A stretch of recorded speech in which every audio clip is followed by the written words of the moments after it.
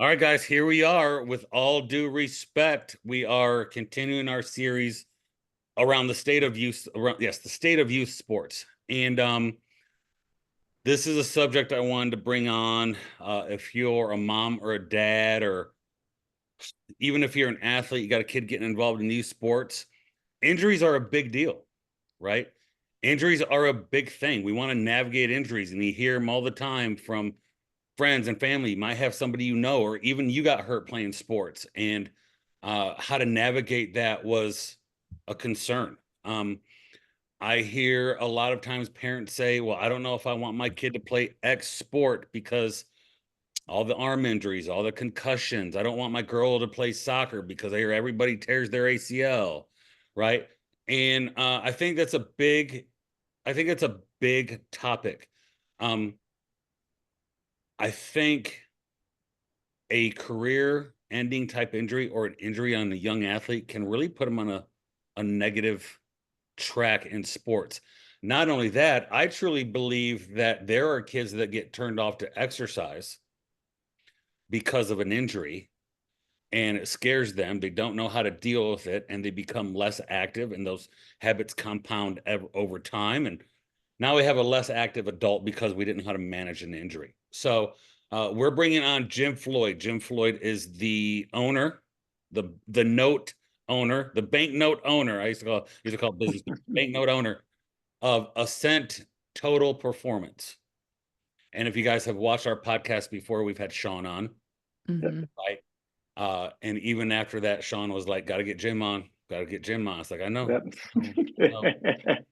So, Jim, tell us a little bit about who you are, what you do, how you got into this business, and a little bit about yourself as we move on. Like, why the heck would people even want to listen to Jim Floyd about Yeah, injury? sure. Sure. Yeah, Yeah. yeah. Who is Yeah. this? So yeah, first of all, thank y'all for having me on. I'm excited to get to talk about this stuff. But yeah, I'm Jim Floyd. I've been a physical therapist now for 16 years, mostly sports PT stuff and then some general things as well. But vast majority of it is orthopedics and dealing with injuries across the lifespan, but a lot of young adult, high school, college age, and some younger ones too. And so been doing that at a high level for a while, and gone and done all kinds of different certifications, doing all those kind of things. I've seen, I think at this point in my career, probably seen about every injury that you could think of, and have been fortunate to have great mentors and just really good resources to continue to level up. Even now, I'm still learning, and it's been it's a great passion of mine to really help people achieve what their highest levels of function can be, whether it's a middle school, high school athlete, or anybody kind of moving into more adult life too.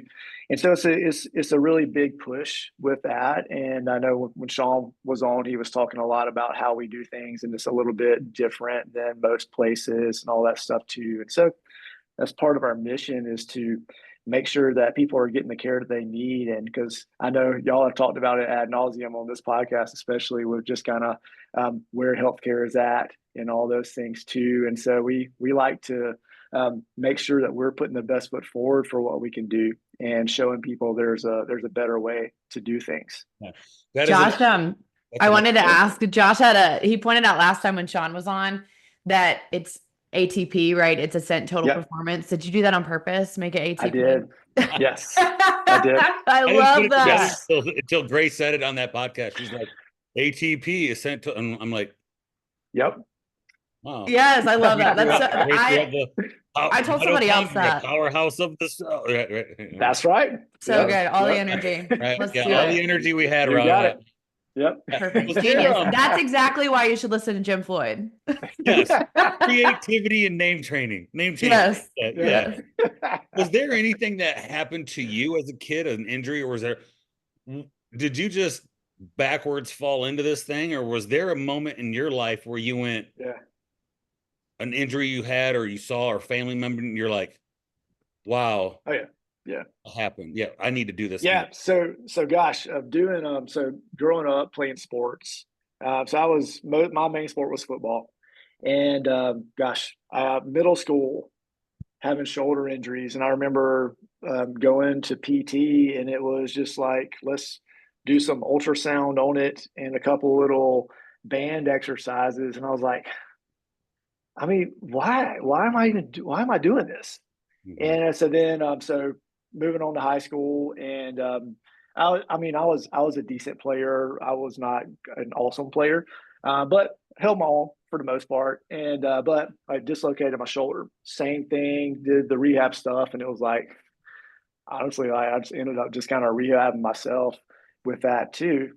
And those experiences kind of got me interested in kind of that health aspect of it. And I'd always really enjoyed lifting and the exercise component, and especially the anatomy components of things too. But when I went to college, I kind of went a completely different direction and actually got an advertising degree for my undergrad degree, and worked in that industry for just a little while. And I was like, you know what?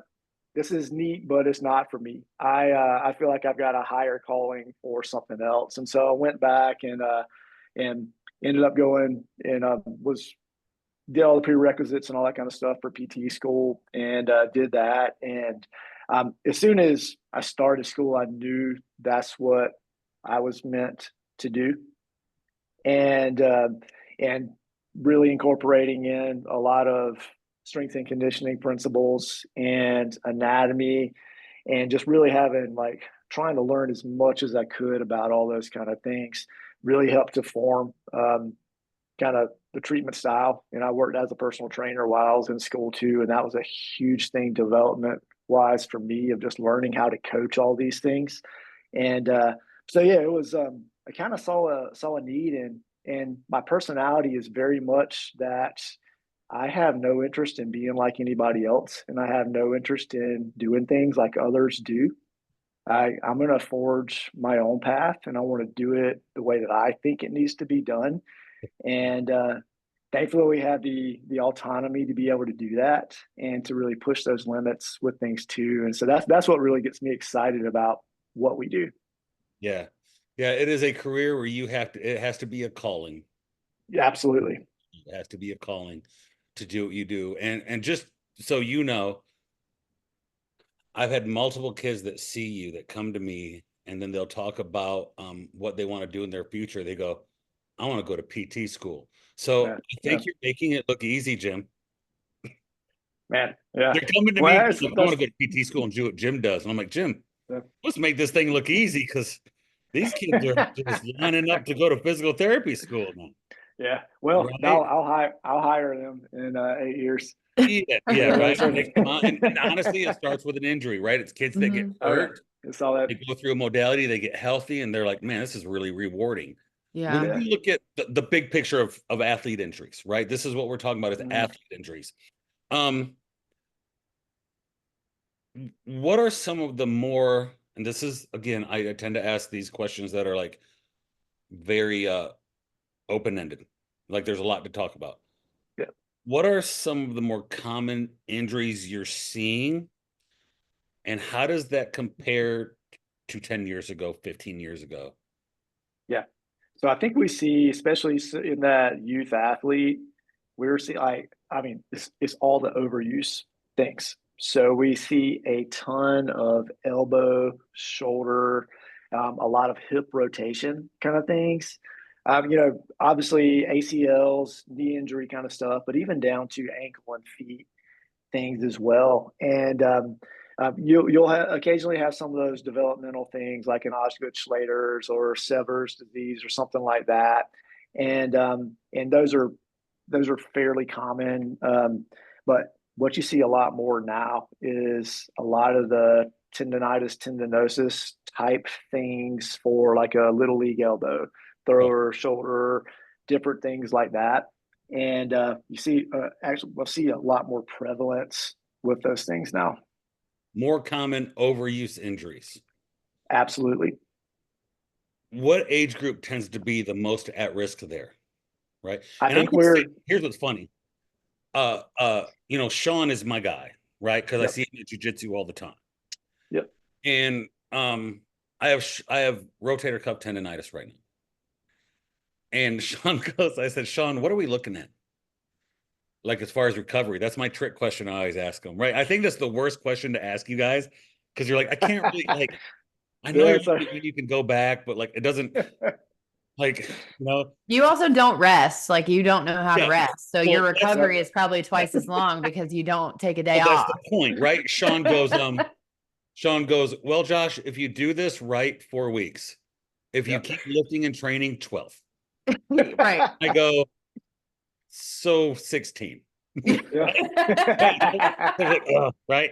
But Yep.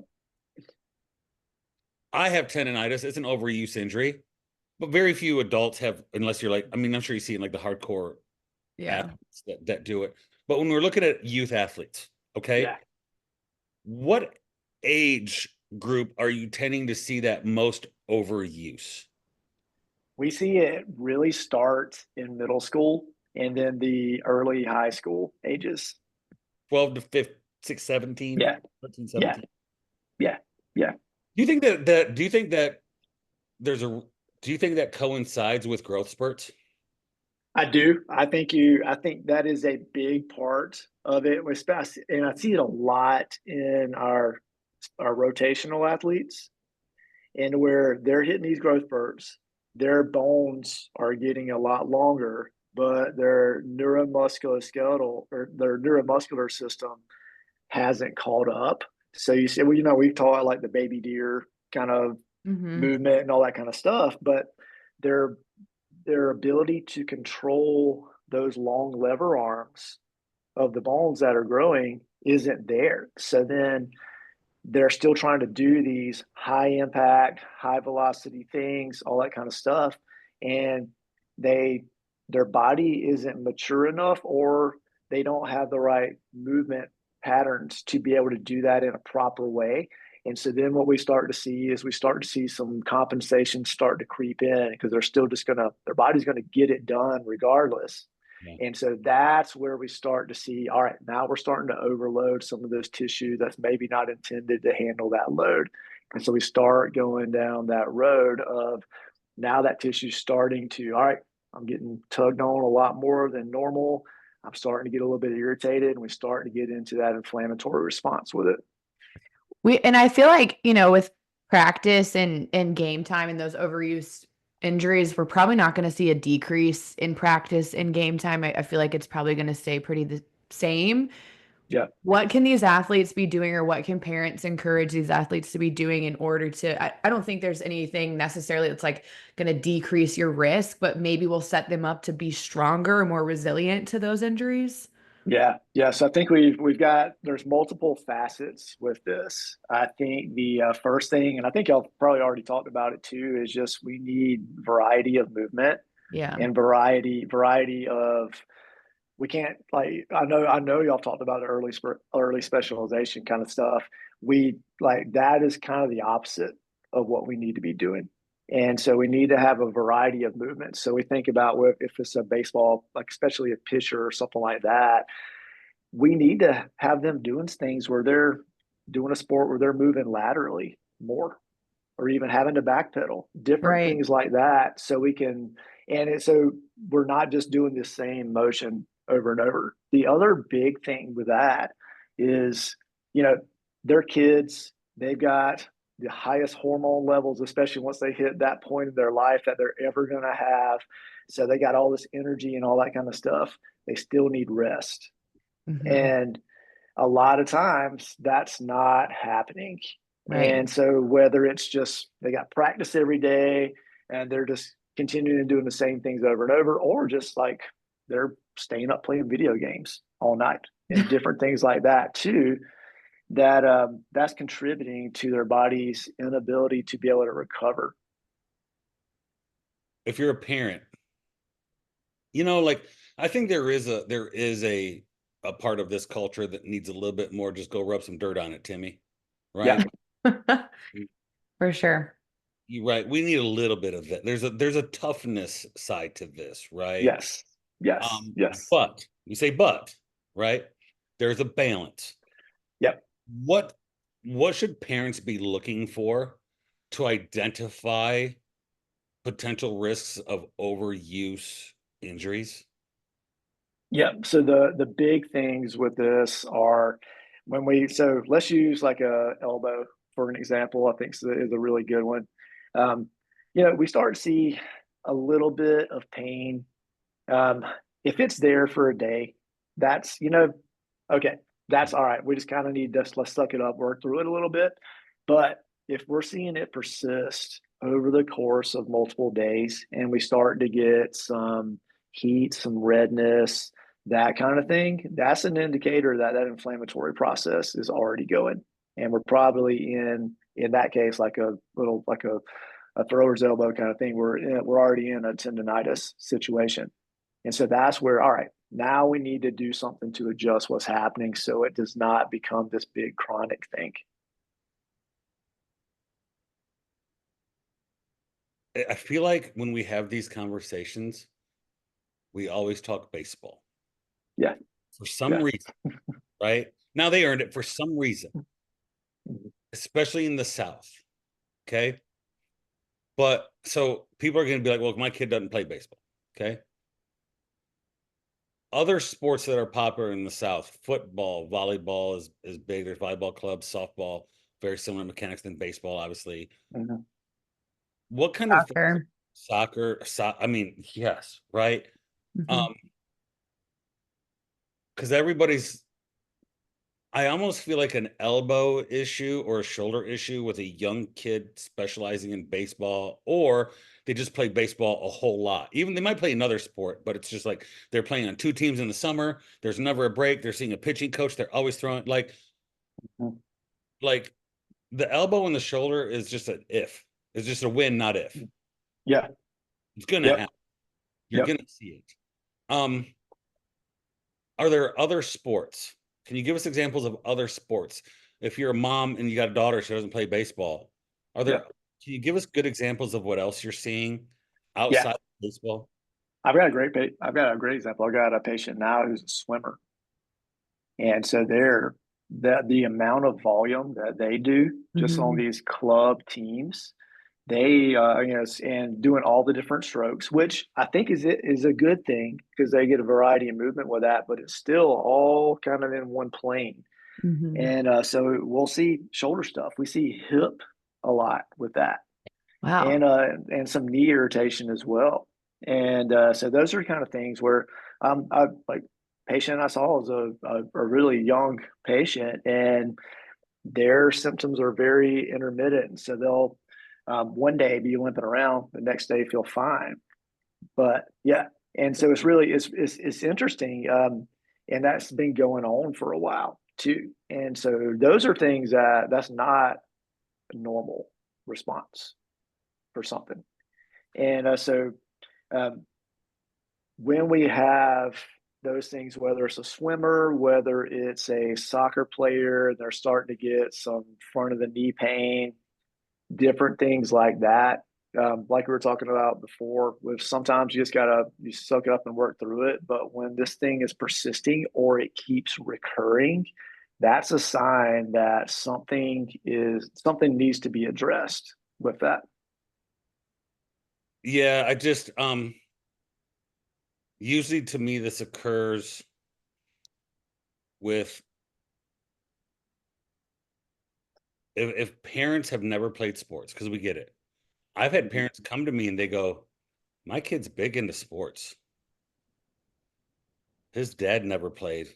I don't know what's going, like, what do we do here? Yeah, yeah, So we don't know how to push through it. And yeah, and you know, that's usually the parent who the kid has a grade one ankle sprain and they show up in the emergency room at 3 o'clock in the morning, right? You're like, well, yeah, that's yeah, that's a yeah, twist, right? yeah, We're in the yeah. emergency room for a twist, right? One of the things when I was researching this, and I start researching injuries and I start looking at rates. Um, One of the things that really popped into me into the conversation was we are seeing kids with sports injuries that we normally saw in adults, Yeah. right? And I think, again, it was baseball. It talked about the average age of Tommy John's was like dropping, dropping, dropping. The average age of a girl that tore her ACL, dropping, dropping, dropping. Yeah. Um, so like that's concerning because you're having injuries that grown-up adults are used to having. Mhm. I don't know anybody growing up years. Of course, this was 30 years ago when I played in sports in high school. Yeah. I don't know anybody that had long time elbow problem, or I don't know one person that had an ACL tear. Yeah. Not one person. But now we're Yeah. seeing, is that again an attribute to specialization? Is that attributed to volume? Here's what else I'll see. We have a kid, I'm just going to name his name and because he's famous now, but we had a kid at my school named Jordan Birch who played football. And he was 6'6", 265 pounds at 17 years old. I first met him for the first time and said, I've never seen a high school kid look like this. Is one of the, I don't, what is going on? The first thing I thought was like, we're a different species now. I don't know. High school kid look like that. Now he got drafted. He's playing the NFL. He's an outlier, right? Yep. The first thing I thought when I saw him was like, I've never seen a high school kid look like this in my whole entire life. My mind is blown that a Yep. 17-year-old boy can look like, he was 16 when I met him. My mind is blown that a 16-year-old kid could look like this, right? Yep. Are kids just becoming bigger, faster, stronger? Are we still overplaying? Like, how do you attribute that drop in age? Yeah. I think there's a couple different factors with that. So with the bigger, faster, stronger, absolutely. And Josh, I know both of y'all have seen it over the course of your careers, just how much training has changed with that too. And so now, I mean, we've got a lot more tools, we've got a lot more knowledge on how to train the human body to prepare them for these stresses that are able to generate so much more force. I remember whenever I was playing football, I mean, we lifted 5 days a week and did the same thing every day. And I was like, no wonder I didn't get stronger. but that was just kind of how it was done with that. Um, so we see that part of it, and I think sometimes that ends up being so we're going through these time periods with we're training and we're lifting and all that stuff, and we're doing this to be able to generate force and to move well and to be healthy and all that stuff, and but we're generating a ton of force, and then we're layering on we're doing repetitive movements along that with the two, and so it might be where 20 years ago um, the force production was probably three quarters of what is able to do now. And so now we're just getting more strain on all those tissues, even though we're training it and we're working those tendons to make them stronger with all those different things. That could be contributing some.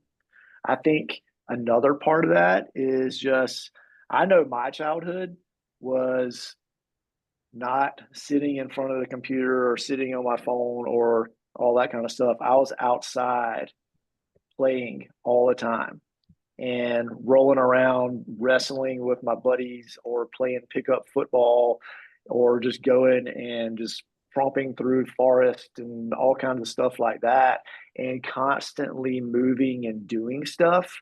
And now we've seen this shift to where the play is a lot more controlled, and even when we are outside doing stuff, it's more of an organized thing versus it just being kids and teenagers being teenagers with these things too. And I do think that does have an effect I didn't think about that. on I haven't either. people's overall just their movement ability and the variety of movements that we do and all those kind of different things. We think about how structured everything is now. There's not as much room for actually like, okay, well, I want to climb this tree. How do I do that? And what movements are going to allow me to be able to get up this tree and do it safely and where I don't Mhm. fall and all those kind of things. And so I think we miss a little bit of that now. It makes total sense, you know? Like I've never thought about that point before, but Yeah, same thing for me as a kid. Like I wasn't allowed to be inside. You could yeah, not come yeah, inside as a kid. So we're making up games constantly of like which direction you're traveling and where you're scoring or where you're climbing or whatever. And I never thought about how that could relate now to the increase of injury that we're seeing as they're not as active yeah, outside of a particular sport. Wait, let's yeah. free play this. Yeah, free play. So like, the Yep. tendons and the muscles in the body get stronger Mm-hmm. when you're, I heard somebody who speaks, might have been Mike Boyle said this, I think years ago, um, that he said like, we have all these limitations we put on kids in training that you can't do plyometrics until you're like 16. He's like, What? what are you saying to a kid who's used to like jumping over the fence and jumping out of a tree? Like, Yeah. kids who Yeah. climb a Yeah. tree and are like, I'm gonna jump out of this tree and keep climbing. Or like, I Yeah. mean, hopscotch is plyometric, and we start Yeah. hopscotch when Like we're how do you Yeah. teach little. stuff? Like, what do you say? You don't let your kid, jump out of a tree. And that does have, I think there are some parenting things there, Oh, right? yeah. There's some parenting things there with Jordan Peterson says we have to let our kids do dangerous things carefully, Mhm. Yep. right? And Yep. like, I would never let my kid like run out in front of traffic because the ball ran out there, like that's get hit Yeah. by a car. But like he runs around with something, falls down, hit his head, and his nose bleeds. I'm like, yeah, well, probably don't run around. You know what I'm saying? Like Yeah. Exactly. Yeah. You together, gotta Yeah. learn. something you fell Mhm. down, Yeah. and Yeah. I probably fall on the side of too much of that because my biggest fear is honestly to raise a kid that just can't handle bumps and bruises. Yeah. Yeah. Yeah. But There's nothing wrong with that though. Like my parents were the same way. If I hit myself too, they'd be like, "Get up." yeah, you're fine. Yeah. Like, all right. Oh yeah. Right? Yeah. Yeah. Can't My cry around girls, Football here. buff. It's my girls get so aggravated with me because they're like, Yeah. Daddy, I know what you're gonna say. You're gonna say, suck it up, and like, I just don't want to hear that right now. But you know what? That's you gotta As suck long it as they up. can tell you that, as long as they can be like, Yep. listen, I just need to cry for a second, and you're on the same page. what it makes me think of is this. You take a kid that's never played a contact sport and's never done free play, never done hardcore rough tumble, and all of a sudden one day he goes, Daddy, I want to play football. And he's in middle Ooh. school. It's his first time playing football. Yeah. Maybe he played some flag football. You throw 40 kids out there and throw helmets and pads on them and tell them to start hitting and learning how to tackle each other. 50% of them won't make it through the first practice Yeah. Mhm. because they have never had. Because it's kind of like, that old training program, couch to 5K. Remember like couch to Oh 5K? my God, yeah. Oh yeah. How much business did you get from couch to 5K? like, It's insanity, it's P90X, all those P90X, different ones. yeah. Honestly, it's We like used all that the for conditioning in high school. oh It's so yeah, funny. it's like the tendonitis workout. That's Yeah. what it is, yeah, right. man. It's couch to the physical therapist to cancel your 5K. Yeah. right is what it was called. But I never thought about that, Jim. Was Me neither. I almost consider like what you're saying is like kids aren't getting any more GPP. Mhm. There's no Mhm. general physical preparedness for Mhm. being an athlete. Mhm. Yeah. And if there is, it's way too much competition, way little development, Yep. way little practice. Well, and like PE nowadays too is Oh, I deal with I know it's changed so much since I was in PE. that. Like we were Especially still Yeah. doing, multi-directional stuff and playing. And I feel like, a lot of kids don't know the value of PE. And so they don't really participate in PE. Yeah. There's nothing teachers can do about it sometimes. So yeah, they're really not experiencing anything outside of if they even play a sport, just their sport. Yeah. here's a big one we get, and our parents are going to want to know this, right? I've had this question 1,000 times. We know that strength training, teaching kids how to strength train early can help make them more resilient. Mhm. It Yes. is. So I tell people this, if your kid only likes one sport and you try to make him to play another sport and he absolutely hates it, don't be like, well, I'm not going to let him sport specialize. No, he just Yeah. plays one sport. But what you do is Yeah. you phase in like training, competition, fitness, exercise within the one sport. So they're not playing it year round. They have seasons of speed training, strength training, less volume in their sport around then until it hits their season, right? You can do one sport and not sport specialize issue.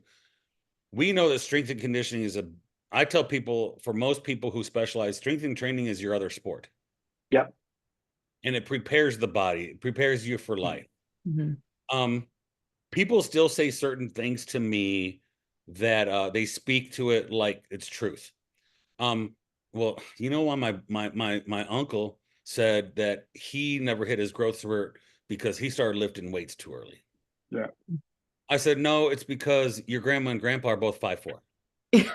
Right? That's what made your uncle too short. Okay. Yeah. Um, well, we don't want to stun his growth, or we don't want to the and I'll let you describe this. The growth plate thing is a little sensitive thing because you can overload a growth plate, right? Yeah. I don't know, maybe you can't. You can feel free to tell me. When is it safe for a kid to be like, my kid wants to lift, but I don't know if I should start him yet. What should I do? Yeah. I don't think there's too early of an age to do that. I think it's yeah, I mean, obviously not like a 2 year old, but when But they they're make like the oh styrofoam yeah, I've weights and seen stuff those. Yeah, now for the yeah, kids, for the little yeah, kids. yeah. I love But it. I think the earlier that they can start to load their body a little bit, I think that helps with development. So now, yeah, so with growth plates and different things like that, we don't want to be going straight into really, really heavy loads, big compound movements or Olympic lift kind of things, any of those kind of things initially, because they got to have the skills to be able to handle all those things too. But I think there's absolute utility in preparing the body for being able to handle different stresses. And so weightlifting can be a great thing for that. And all it's not going to stunt growth of bones. If anything, it's going to help that because bones are all about that compressive force. And that's what generates bone strength. And so we get that normally. So when we look at like just a developmental thing for a baby moving into childhood and all that kind of stuff, is they're going from lying on their back to rolling over onto their stomach to getting up on their hands and knees and then getting into weight bearing and all that kind of stuff. And there's a reason for that, is because we need that pressure on all those different parts of the body so it develops well. So my view of that is that it can only help someone's development if they're getting into a sub program where they can be guided on, here's the proper way to do this. We don't need to go heavy when somebody's 7, 8 years old. This is let's do movement prep. Let's set this up for, hey, we've got great, most kids at that age have great mobility, and we start to lose it as we kind of progress through things. We have to sit at a freaking desk all day or in school and all that kind of stuff. Um, but why not have a program to where we can have someone just learn how to do these movements and they're doing properly, because we all have that ability to be able to do it. And most of the time, if you just ask a kid to do a squat or something like that, most of the time they're going to do it really, really well. We kind of get out of those things as we just kind of have all these other influences, all that kind of stuff. But if we can have somebody um, teaching how to do these things properly, it's only going to help development and help resilience of the body too. So when they do move into a sport thing or something like that, it's like, all right, my body's already been challenged through the weight room things. And okay, so now I'm already ready. I've got a lot more resilience with being able to handle the stresses of whatever sport it would be. One of the things I told somebody recently was, as soon as your kid's coachable, Mm-hmm. as soon Yep. as they can I like that. as soon as they can take instruction in Yes. the weight room, they can do some sort of resistance training. I think it's just sometimes some parents, like, they walk into a high school weight room and they see some kid, a kid we both know recently came back from Furman, and he's great. Me and Jim worked with this kid, and he's from my school, and he's at Furman playing linebacker, and he's one of those top 2% of kids that I've seen that are strong to where it's almost scary. Mm, hmm. They're explosive to where it's like, man, he's not going to pull a hamstring. When he does it, it's going to explode out of his leg, right? Yep. Like, he's not going to do an Yep. Achilles. He's going to, when he explodes, because there's so much horsepower in this body. Yep. I think people show up to a weight room and they see a kid like him lifting. And Jim, Yep. when he was at Furman, he was lifting and he blew his capillaries out in his eyes. Yeah, We're not shocked. Nobody's no, surprised. The mom not sent at me a all. picture. She's like, "You got to talk to my son, bro. He's doing, and he built up so much pressure, Gray. There was not a white part of in his Oh eye. my God. Uh, Like Tim, I will send you the picture. They won't care. yeah, I would see that. Both his eyes are blown out red, busted capillaries in his neck and his cheek. He From was weight training? Yeah, he's hitting a now this is a 200-pound 19-year-old kid squatting 500, Ugh. Yeah, like in the hole, right? yeah, And what happens sometimes in the strength conditioning industry is when you run into a kid like that, you start parading him around, Yeah. right? You start, I want to put a little leash on him and run around like, look at what this kid can do. Like he can do yeah, front flips, back flips, and he's crazy strong. I tell people my story is I had him do sets of 6 front squats coming out of rehab one time with Jim, and we're just going to see where his threshold was for a set of 6. So I'm start walking around and I'm like, wait, is he still going? I look over there, he's got like 335 on the front squat, still hitting sets of 6, and I come out, it's like, we're done. We're done, dude. We're done. Like, Just like crazy strong. yeah, just put together yeah, different. The nervous system, Yeah. I saw it in 8th grade. The nervous system was different. When the body does something, it's twitchy. Like, and those are the kids, honestly, from a training standpoint, you worry about. yeah, Sure. You worry about that kid because it's putting 500 horsepower in a Civic.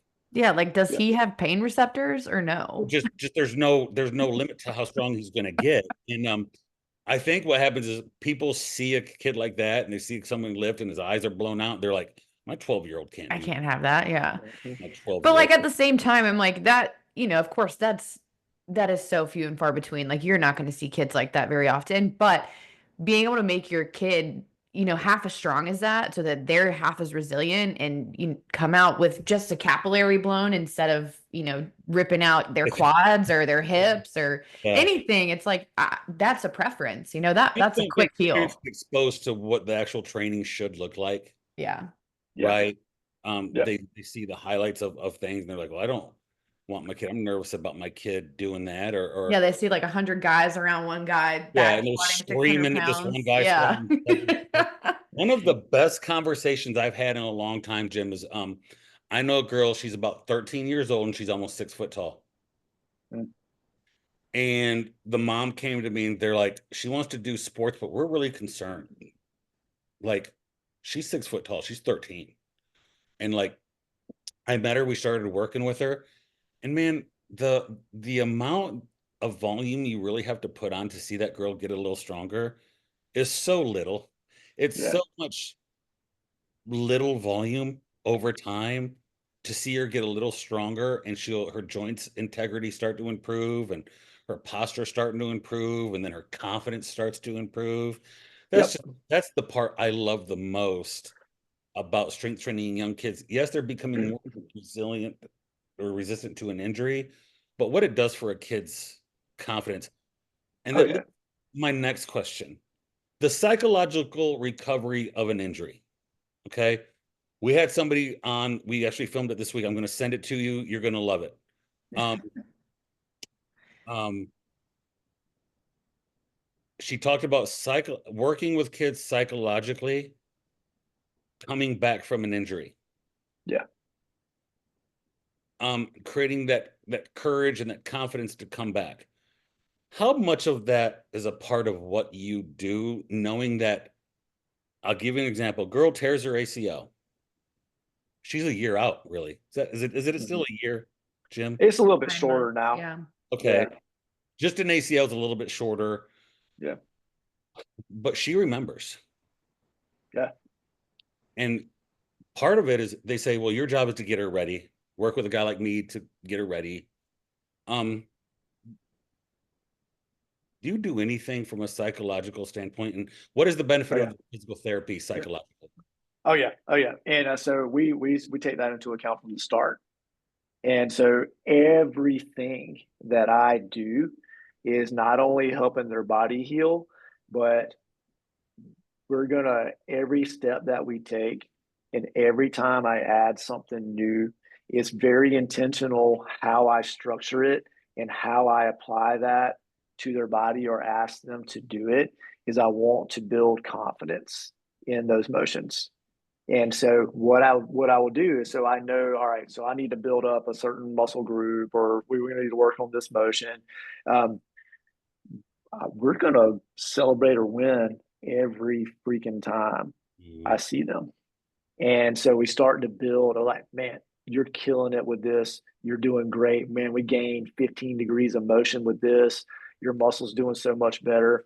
And then we start implementing these different tasks where I know my ultimate goal for an ACL would be, so like a soccer player is like, I want them fluid and comfortable with cutting and doing all those different movements, no hesitations, fully confident with that. So from the start, I am working towards that with every single thing that I do with them. And so we're starting with maybe just a really simple, just single leg balance kind of thing. And when we get to that, then I just view it as a building block thing. So we got a building block. We're getting really good at this. Okay, now next step. Let's throw a little ball while you're doing it. And then we continue on by that. But I want to make sure that as we're going through those steps, I'm giving them things that I know they can accomplish, and not jumping straight to something that was like, man, this is really hard. I don't know if I can do this. And then they get discouraged with those things too. So I give them enough challenge to where I know it's going to make a difference. It's going to help them build, but not so much to where they're not able to do it. And so we continue to build it like that. And then all of a sudden we go from being very tentative with any kind of a lateral movement or rotational movement to now we're out running around in the parking lot and they're kicking my butt trying to play soccer and that kind of stuff. But we got to build it incrementally with that. I think if you're a parent too listening to this and you're trying to figure out like where the best space would be for your kid is somewhere like your clinic that doesn't only have like the treatment benches and like an exercise bike. Like if I walk into your clinic and I see weights, and I said this with Sean, I said this with another PT we had on. Yes. If I see weights, I'm sold. If I see you playing outside in the parking lot, because you're not only treating, you're preparing that kid to go back into actual play. Exactly. Yeah. Yeah. And we want to put the spot rack where it's at. Is he lying? Oh yeah, by the door. No, I want it to be the first thing you see. You see, right? Yeah, that sets the tone, right? It does. Like, does. But that's so important. And I think I think a lot of people don't know what to look for in a physical therapist because they're going to trust, an orthopedist to send them to somewhere that's going to support their child or support them. And so for anyone, even if it's not your kid, if it's you, the first thing or one of the first things that you should see inside of a PT clinic is there is some kind of weight that you can move, preferably a barbell of some sort, but some kind of weight and like actual training space that you have. Your physical therapy clinic shouldn't look like a daycare. No. Yes. Oh my God. Yes. That a makes daycare. sense. Yeah. It's like toys. That, right? And like, Jim, what people don't realize is your style of doing physical therapy is revolutionary. And you're a modest guy. You're probably going to be like, oh, we try to do our best, but you're nice about it, right? But I've been in this career a long time. I've gone to a lot of kids. I think the first return to play program we started writing, which is the phase between being injured and actually being out there, was in 2007. And the reason I wrote it, Jim, was because we would have kids come to us who were clinically cleared, not a shot. But not ready. Yeah. Okay. Yes. Little Billy, who had rotator cuff surgery, he can now put on his shirt. Yeah. Like what does that have to do with boxing? Right. Little, the girl can now go up and down a flight of steps and she passed the stupid Biodex test. Yeah. Right. I don't care about your Biodex test. And somebody's going to post something about all the research on the Biodex testing next to this. That's yeah. Like literally somebody's going to message. I care what happens when the foot hits the floor. Right. Yeah. This is new. It's, man, the days of rehab for the shoulder of, doing some ball circles and Y's and T's, riding the bike and then doing the arm. Those are over. And I'm going to talk big about y'all. I walk in there to see Sean because I walk in there to see Sean a lot. A lot. I say anytime someone gets hurt at jiu-jitsu, they're like, what do you think? I go, see Sean. to bro. Mhm. Go see Sean. Mhm. I see elderly people pushing sled, Love it. Yeah. elderly people doing a kettlebell deadlift, Mhm. a trap bar deadlift. Yeah. And so you guys are beyond Sean actually said that he uses more of his strength and conditioning principles than he does any other principle. Oh, absolutely. Right. Right. Yeah. I mean, he's certified. I mean, the dry needling and all those things you got to learn. Um, my next question, and this kind of leads us perfect into it. The concept of being clinically rehabbed. Okay. Like, Mhm. okay, you can now put your shirt back on. You Yeah. can open your ketchup bottles. You know what I'm saying? You can steer your car, Yep. right? But can you throw a baseball yet? Yep. Mhm. Yep. You guys understand that we got to get the athlete ready to compete. Mhm. Mhm. Yeah. Can you explain what has happened in the industry where physical therapy used to be like the like I said, the day it looked like a daycare where you're Yep. clinically rehabbed. All of a sudden now I'm seeing more and more people like you. Mhm. We're like, no, no, no, no, no. We need people who can perform. What Mhm. caused that what happened in the shift?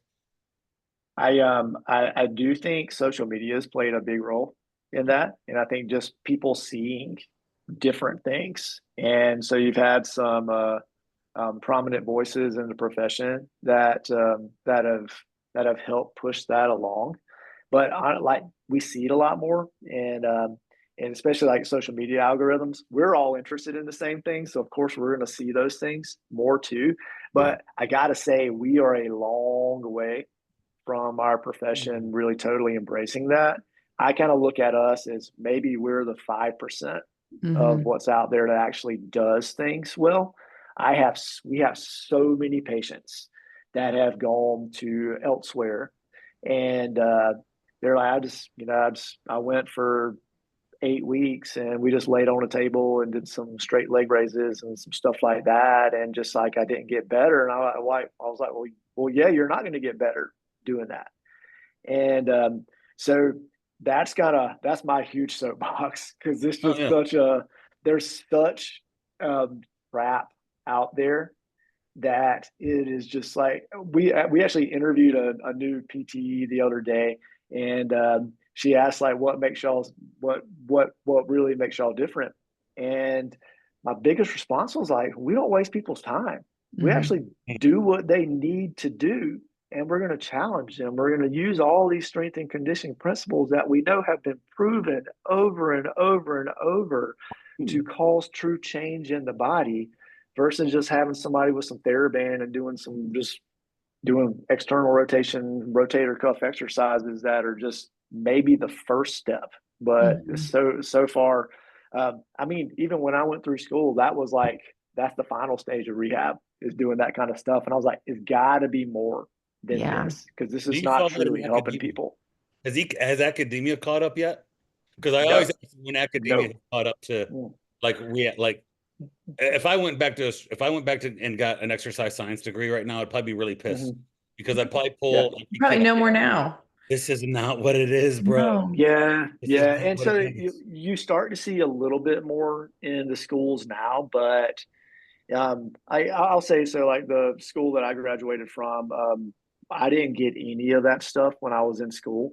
Now, because we're involved in that program a little bit, Okay. and a couple other places around are involved in that Okay. program, they get a little bit more exposure to, you know what, actually, you do need to load these patients, and you do need to make somebody or have somebody with back pain do a deadlift. It's not something where you have to avoid lifting 20 pounds for the rest of your life, like what most medical practitioners are going to tell somebody. We've And so, had that yeah, yeah, conversation. Yeah. yeah. So those are the kind of things that, but it's still like I run into so many PTs. I run into so many other PT students, other PTs that are working in different places and stuff like that, that still have these concepts of, oh, I would never have somebody use a kettlebell, oh, a barbell, like that's not appropriate for these people to use.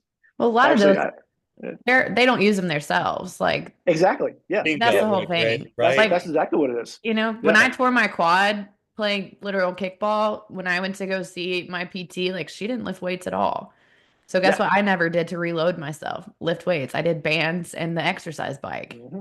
And so I was Yep. not ready to go back to the gym. How much does that affect Yeah. your hiring Is it hard for you to hire? Like when you're trying to hire somebody, Yeah. is it hard? Yeah. That seems like It is very hard. That's our biggest challenge now is that people just don't have that exposure to those things, or they have these limiting beliefs that that's not something that you can do, or oh, that's completely inappropriate to do with the patient. And so, and yeah, I think you know me well enough that we're going to be very, very big sticklers on those kind of things and very picky on those things too. And so I'm very upfront with any candidates. Like this is how we do it. If that's not something that you believe in or are okay with or want to learn more about, then this is not the place. You can go somewhere else and just waste patients' time. Hmm. yeah. And One of the things that was said to me when I started to go to rehab from you guys, because I've had injuries before in the past where I'd go to like 2 weeks of PT mhm, and be like, I'm doing this. yeah, I got yeah, this. Yeah. yeah, I'm yeah, done with this, right? Like yeah, I'm getting strong. I'm going to train. I'm going to train. yeah, yeah. Um,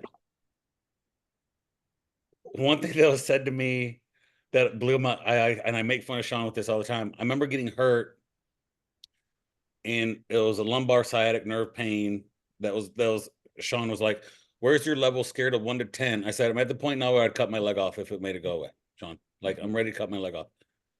And we do dry needling. We show back up. We come in. He's like, "Hey, we're gonna go out here and find out what movements recreate the pain." Yeah. And I'm like, "Well, bro, like, what do you that I don't. What are you doing? Yeah. Recreating?" And he's like, "No, I need to find out what bothers it so we can train and desensitize it and go." Yeah. Dude, that kind of language is not common in your practice. Oh no. No, No. he explained it to me because I turned into like a babbling baby at that time. I was like, "No," and "Oh no, we're not recreating anything, bro. Like, get these needles out of my butt, right?" Yeah. But that kind of language is uncommon. So, Yep. um, so anytime I tell people and I send them to you, I always prepare them and I go, "Hey man, this is going to be different. Like you might have an upper body injury, but you're probably going to finish the workout with like some sort of conditioning lower body on the bike. This is not going to be like they're not going to be playing smooth jazz over the TV and you're watching Yeah. TV over here and like there's flowers and butterflies and singing like this place people sweat here." Hmm. You're getting a Yes. workout Yeah, in. people Yeah. work. Yeah. Yeah.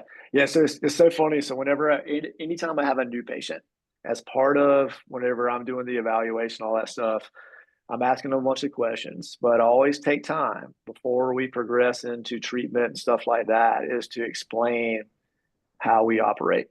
And Yeah. what I tell every single patient is that we are one on one, and you're going to come in here and you're going to see me. And we're going to do the things here that you cannot do on your own. Mm. And I'm going to coach you on all of these things. And we're going to progress these things every time you come. And we are going to work hard and we're going to do things and you're going to sweat. And I'm going to challenge you a ton. But I'm also going to give you things and I'm going to teach you how to move and I'm going to teach you how to do these things. And I'm going to give you homework that I expect you to do on your own. Because the last thing I want you to do is to come in here and you're just doing the same exercises every time. And I'm just over there having my drinking my water and typing on my computer and barely paying attention to you. That's what other places do. We're not doing that. Hmm. So it is all about what's going to be the most effective for this person, and they're getting individualized, undistracted attention, and we're going to progress those things every time and really challenge somebody. That's what makes that true change, regardless of age range and all that stuff. I mean, you're contributing to their mental preparation as well, you know, because I Yes. would even argue that half of your performance preparation is coming from the mental side. Like, I got to believe that I can do it, you Oh know? yeah. Yeah. So, like, Yeah. when you're taking them through new drills of moving laterally or jumping onto something or sitting into a squat, they're like, oh, like, I can do Yep. this again. Like, I feel the Yes. preparedness for it. Yes, yes. That's And awesome. like going back to that question about the psychological aspect of it too, is so how much we pre-frame things as well. And so if I know I want to get somebody, all right, so I got somebody that they need to be able to handle impact and different things like that. I'm going to start with some real small box jumps. And then, but what I'm going to do is, I was like, man, you're doing awesome with this. Here's what we're going to do next time. And so get ready. This is going to be awesome. And we continue to push things like that, but also plant those seeds so people know what to expect and also they're anticipating it. And so then we see a lot more engagement. It's like, oh man, I'm going to progress this next time. And this next time we're going to go a little bit heavier, or we're going to try this out Yeah. next Makes you time. excited. Yes. Yeah. Yeah. Yeah. Yeah. That's awesome, man. Hey, I really appreciate you coming on always. Yeah. Tell people, can you I want you I want you to plug your place. Okay. I know, right? Like me and Gray have just problems all the time. Like, where are you guys at in Columbia? Yeah. Yeah, so we have two locations. We have our downtown location on Millwood Avenue, and then we have our location out in Northeast Columbia on Spears Creek Church Road. Okay. And I've got to brag on our team. We have excellent clinicians. Hmm. We have people that what everything we've talked about, that's what's done with every single patient that we see all day, every day. And everybody has a passion for what we do and for showing there's a better way to do it, and just excellent people, expert level clinicians, and that are willing to do what they need to for the patients.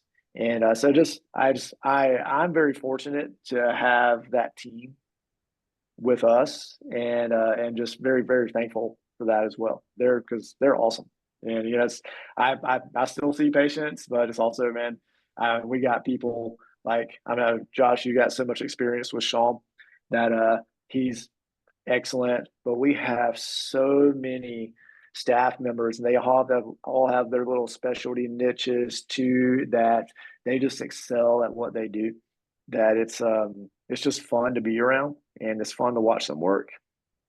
Well, I know what it's like to start a business where everybody thinks when they come to that business they have to see you, right? Mm-hmm. I've been there in my business where Yeah, I'm like, no, I got good people. Like, I got good people yeah, around me.